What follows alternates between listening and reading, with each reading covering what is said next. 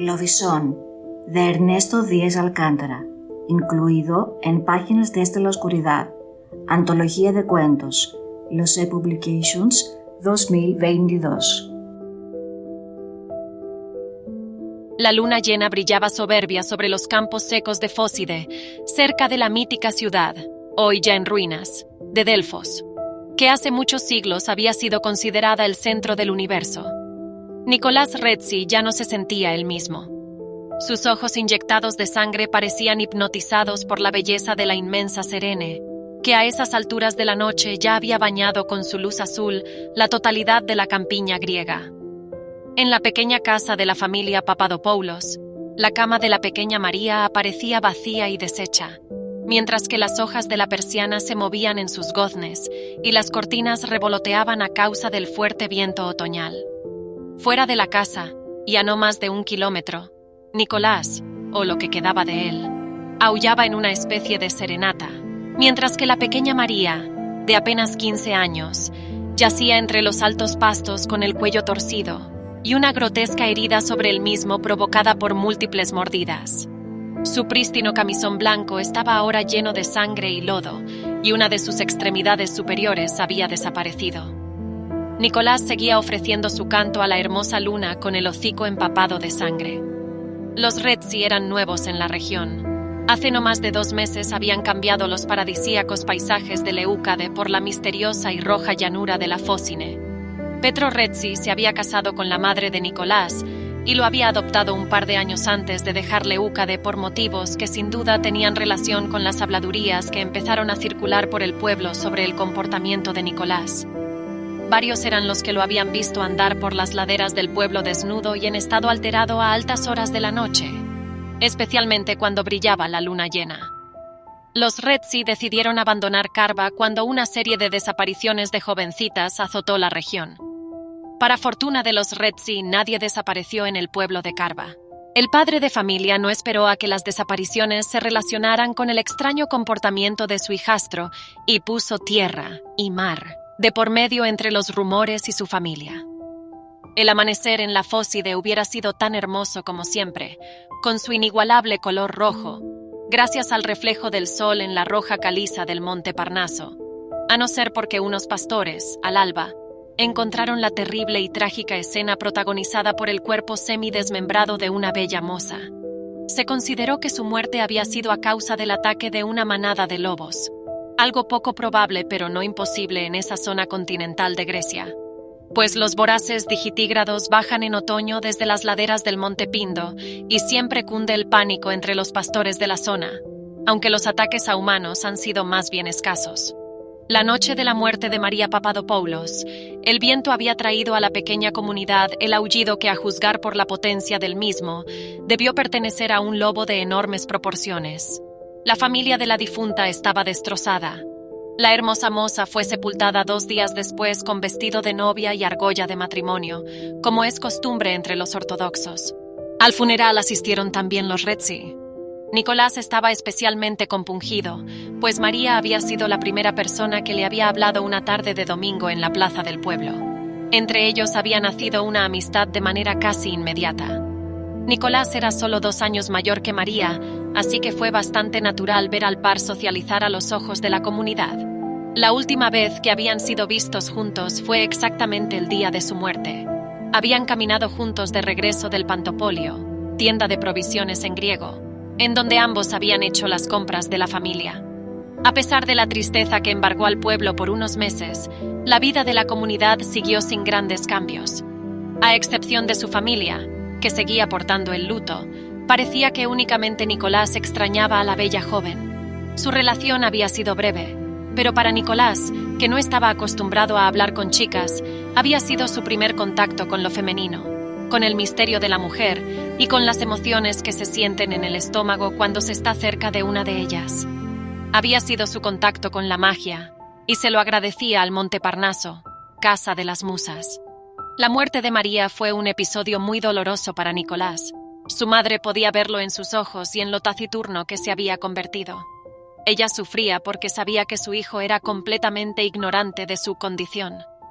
A pesar de haber sido él el causante de su muerte, era completamente inocente. Penélope había visto cómo la salud de su hijo se había degenerado en los últimos años. Al principio creyó que se debía a la muerte de su padre en un trágico accidente y lo rápido que había ella aceptado la proposición de Petro Rezzi para convertirse en su esposa. Por supuesto que lo había hecho más por necesidad que por convencimiento. Pero Petro resultó ser un hombre bondadoso y de buenas intenciones que, desde entonces, no había dejado de preocuparse por Penélope y su vástago. Sin embargo, un poco tarde, para alguien que estaba acostumbrada a esta maldición, Nicolás descubrió lo mucho que extrañaba a María con el pasar de los días, cuando, poco a poco, la rutina se iba imponiendo al luto y llegaban esos pequeños y contados momentos en los que disfrutaba de su compañía. Era cuando más la echaba de menos. A veces le parecía increíble que ella hubiera muerto. A veces le parecía increíble que pudiera aceptar la idea como si nada. Se reprochaba el tener tiempo para otra cosa que no fuera padecer el duelo por su muerte. No sabía lo que era amor, pero de seguro era algo muy parecido a lo que él sentía por María. A mediados de la primavera y en un pueblo no muy lejano, la tragedia volvió a golpear. Un día de luna llena, unas pobres gemelas habían sido atacadas y asesinadas por lo que se presumió que era una manada de lobos, como los que atacaron a María. En esta ocasión, los lobos apenas y habían dejado parte reconocible de las pobres gemelas. Testigos de la escena la describieron como un makelió, una carnicería en griego. A Nicolás le indignó, se había vuelto muy sensible desde la muerte de María. No podía creer que los padres fueran tan descuidados como para dejar que sus hijas salieran a altas horas de la noche. Al igual que en el caso de María, la ventana de la habitación de las chicas estaba abierta de par en par. Sin embargo, en el pueblo vecino no se conformaron con la teoría de la manada de lobos como artífice de la tragedia. Tenían serias razones para considerar que el ataque tenía autoría humana. A pesar del destrozo que había sido provocado, no parecía que faltaran partes del cuerpo de las menores. Una manada de lobos, en el remoto caso de atacar a humanos, lo hubiera hecho para proveerse de comida. Una manada de lobos no caza por deporte. Sin embargo, no había señales de que la ventana de la habitación hubiera sido forzada.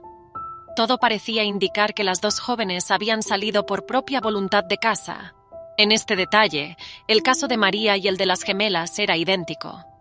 La diferencia radica en que a María le faltaba la mitad de un brazo y las gemelas las habían encontrado completas, aunque despedazadas. Una semana después de los hechos, apareció un posible testigo.